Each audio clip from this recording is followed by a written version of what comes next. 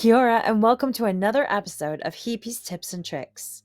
For this episode, we are excited to introduce our guest presenter, Emily, one of our recent Hāpara Champion Trainer graduates from Ottawa Catholic School Board in Canada. Welcome, friends. This video is all about how we can streamline organization while also enhancing creativity and visuals in our Hāpara Workspace.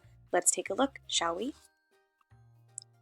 This Google slide presentation will be shared with you in the form of a QR code at the end of this video. What we're going to do together is we're going to take a look at how you can create these on your own.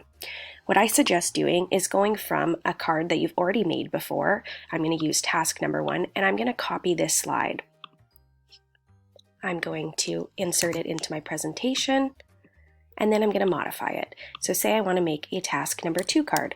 I'm going to switch that text there, and then I'm going to switch the image. You can, if you're doing a specific unit, keep that image the same thing or change it. Next, I'm going to go on to Flat Icon, and Flat Icon is a wonderful website with accessible images. So we're going to put activity as our keyword here, and we are going to find a image to put on the activity. So maybe students are doing a collaboration activity. In this sense, we can click here to copy it. It's going to show that it's copied successfully, and then we are going to go back into Google Slide and paste it. From there, we can adjust the size, and then I'll show you how to import into Workspace. Now it's time to download. So here's how we're going to download. We're going to go to File, we're going to click Download, and then we are going to find JPEG image that says Current Slide. It will then download to your download folder. And the next thing to do is we're going to go into our workspace. So here is a couple examples here.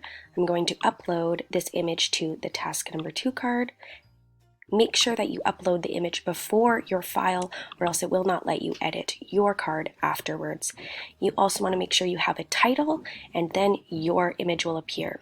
So you can click X on this and it will save to your task card, and then you can upload your task for your students. What I found super helpful in this workspace, and something that I gained from other learners, was doing the same type of headers for different sections in your workspace. My intention was to create a visual that was represented through all the different sections. This could be great for learners that need a little bit of extra help on where to find their materials. All the headers would be the same through each section, even though the material for each section is different. Take a look here.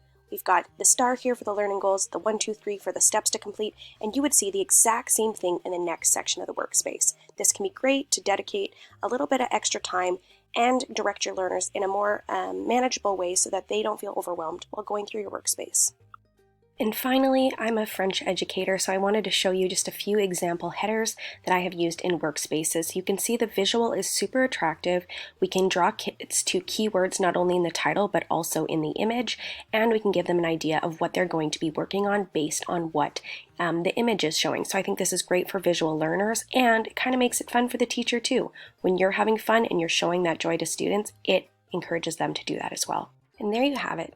Scan here to access this presentation to start making creative headers in your workspace. Happy creating! Thank you, Emily, for being our guest presenter on Heapy's Tips and Tricks. Thanks for watching.